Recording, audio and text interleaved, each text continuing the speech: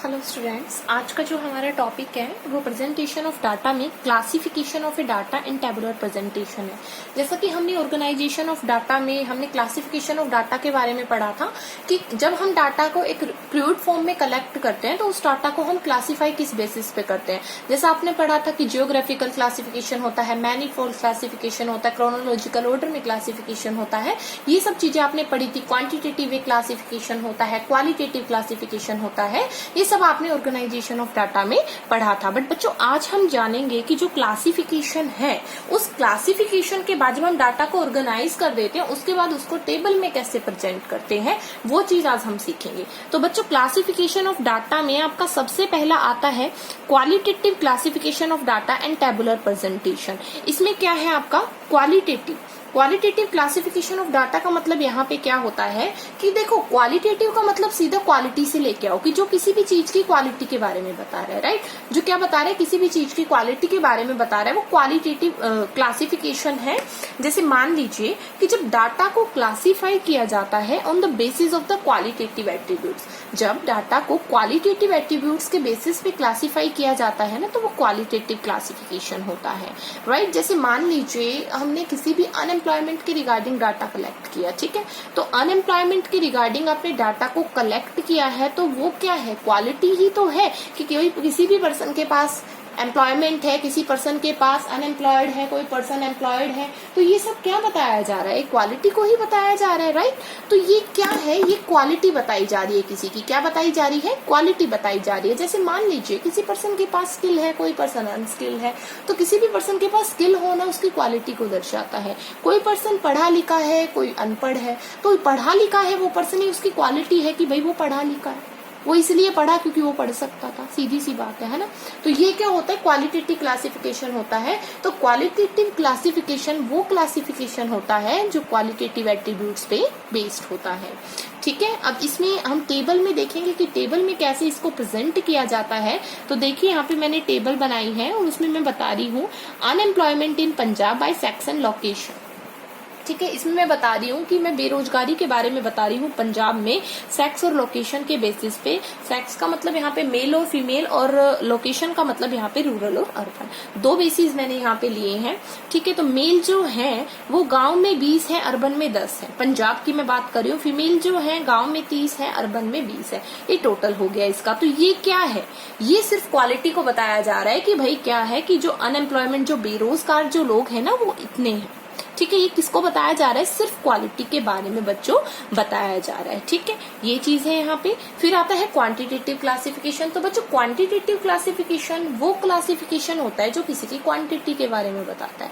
Quantity in the sense which we can present in form of a number, जिसको हम number के form में present करते हैं, ठीक है। वो होता है आपका quantitative classification. When the data are presented on the basis of quantitative nature is known as the quantitative classification. कहोगे कैसे? जैसे मान लीजिए हमने मार्क्स का डाटा कलेक्ट किया, आपके किसी भी सब्जेक्ट के मार्क्स का डाटा कलेक्ट किया, फिर आपके वेट का डाटा कलेक्ट किया, आपकी हाइट का डाटा कलेक्ट किया, आपकी एज का डाटा कलेक्ट किया, तो इस डाटा को हम नंबर के टर्म में ही रिप्रेजेंट करेंगे। तो बेटा, नंबर के टर्म में रिप्रेजेंट करना कौन सा क्लासिफिकेशन कहलाता है, क्वांटिटेटिव क्लासिफिकेशन कहलाता है। देखिए कैसे होता है ये, यहाँ पे है marks obtain by the student of class +1 commerce, ठीक है। मार्क्स है 20 से 30 के बीच में 3 बच्चों के नंबर आए, 30 से 40 के बीच में 7 बच्चों के नंबर आए, 40 से 50 के बीच में 12 के आए, ऐसे सोन चलता गया। और ये सोर्स, जैसे हमने टेबल में पढ़ा था ना कि जहां से भी डाटा को उठाते हैं तो वहां पे सोर्स लिखा जाता है, तो रिजल्ट शीट से पता चला है, ठीक है। तो ये क्या है आपका क्वांटिटेटिव क्लासिफिकेशन है, क्योंकि आप देख सकते हो मार्क्स भी नंबर में है, फ्रीक्वेंसी तो नंबर में होती है ना। तो ये चीज है इसमें। फिर आता है टेम्पोरल क्लासिफिकेशन। बच्चों, टेम्पोरल क्लासिफिकेशन ऑफ डाटा क्या होता है, जब डाटा को क्लासिफाई किया जाता है टाइम के बेसिस पे, उसको क्या बोला जाता है, टेम्पोरल क्लासिफिकेशन बोला जाता है। मतलब वहां पे जो क्लासिफाइंग वेरिएबल होता है वो टाइम ही होता है। टाइम के बेसिस पे डाटा को प्रेजेंट करना कहलाता है टेम्पोरल क्लासिफिकेशन। क्लासिफिकेशन। जैसे मान लीजिए मैंने सेंसस ऑफ इंडिया के बारे में जाना, तो भाई जैसे आफ्टर इंडिपेंडेंस 1951 में हुआ, ठीक है, तो ये क्या है, मतलब कि कितना पॉपुलेशन था, उसके बाद कितना, उसके बाद कितना, तो ये भी क्या है, एक भाई टाइम का बेस है। या फिर मैंने किसी भी कंपनी के प्रॉफिट के बारे में जानना है, तो कंपनी जब कंपेयर करती है तो वो देखेगी 2017 में कितना प्रॉफिट हुआ था, 2018 में कितना प्रॉफिट हुआ, 2019 में कितना हुआ और 2020 में कितना हुआ, राइट। तो वो बच्चों टेम्पोरल क्लासिफिकेशन होता है। देखो यहाँ पे एग्जाम्पल डाला हुआ है टेबल का, जैसे table 8 annual sale of cell phone, 2010 से 2014 के बीच में एनुअल सेल कितनी हुई सेल फोन की, किसी इंडस्ट्री का ये डाटा है, उसके बारे में बता रखा है कि 2010 में 5000 हुई, 2011 में 70,000 की हुई, 2012 में 90,000 की हुई, 2013 में 1 लाख की हुई और 2014 में 2 लाख की हुई। तो ये बच्चों क्या बता रखा है, आप देख सकते हो कि ये टाइम है। ईयर क्या है, टाइम। ईयर किसको बता रहा है, टाइम को बता रहा है, और सेल्स जो है वो तो नंबर की फॉर्म में ही होगा, right.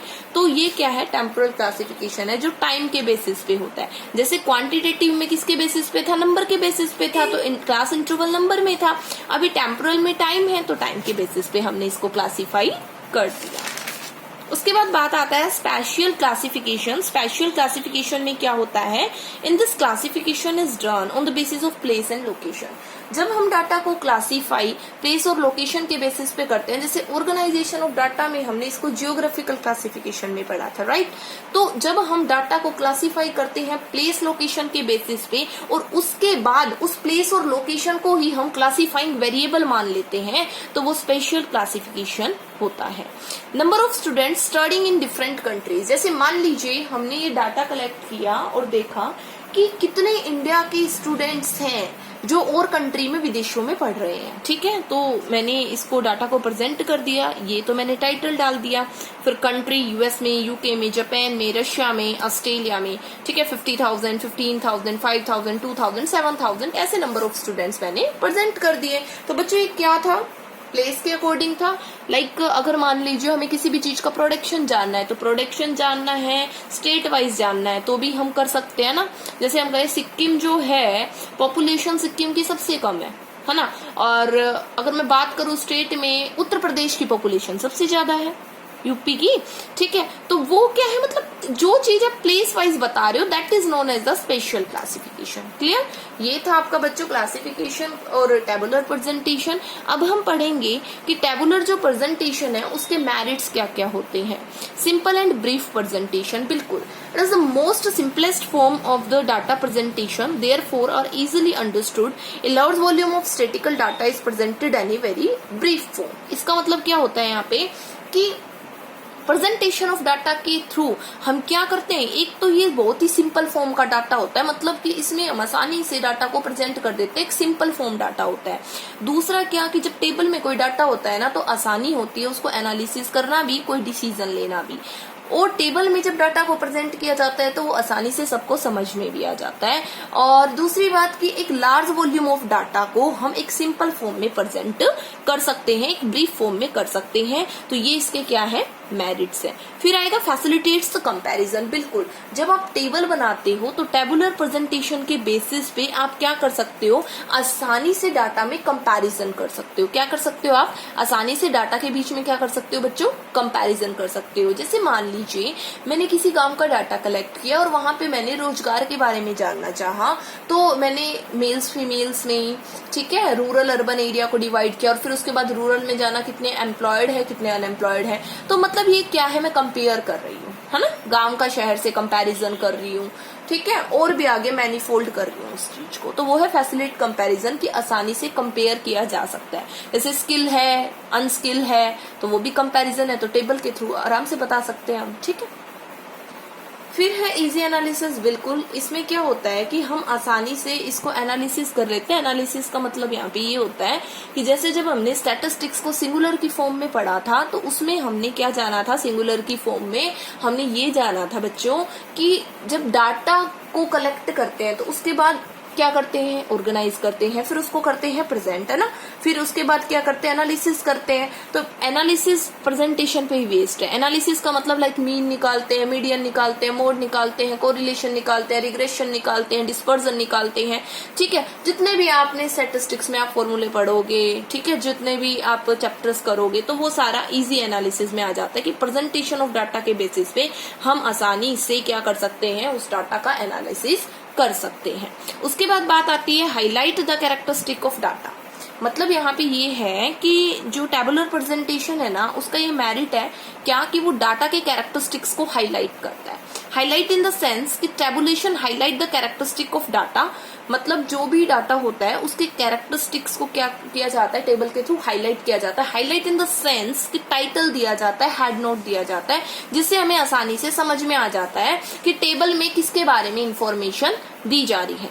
Accordingly it became easy to remember the statistical fact.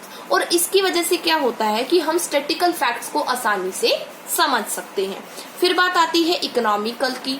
Economical का मतलब यहाँ पे ये होता है कि it is a very economical mode. Economical in the sense in way of the cost, in way of the time. ना तो टाइम लगता है, ना इतनी कॉस्ट आती है। आसानी से क्या होता है, आपका टाइम भी बच जाता है, आपकी कॉस्ट भी बच जाती है, आपका स्पेस भी बच जाता है। आसानी से आप डाटा को टेबल की फॉर्म में डाल देते हो, सबके समझ में आ जाता है। तो ये थी क्या मेरिट्स थी टेबुलर प्रेजेंटेशन की। तो बच्चों ये प्रेजेंटेशन ऑफ डाटा चैप्टर आपका खत्म हो गया। अब इसमें मैं आपको कल कुछ न्यूमेरिकल्स करवाऊंगी कि कैसे टेबल को प्रेजेंट किया जाता है, राइट। फिर बताऊंगी आपको कि कैसे टेबल को प्रेजेंट किया जाता है, टेबल कैसे बनाई जाती है। ये बहुत ही इंपॉर्टेंट चैप्टर है, आपको टेबल बनाना आना चाहिए। ये जो आपका चैप्टर चल रहा है ये आपके बीकॉम में भी आएगा।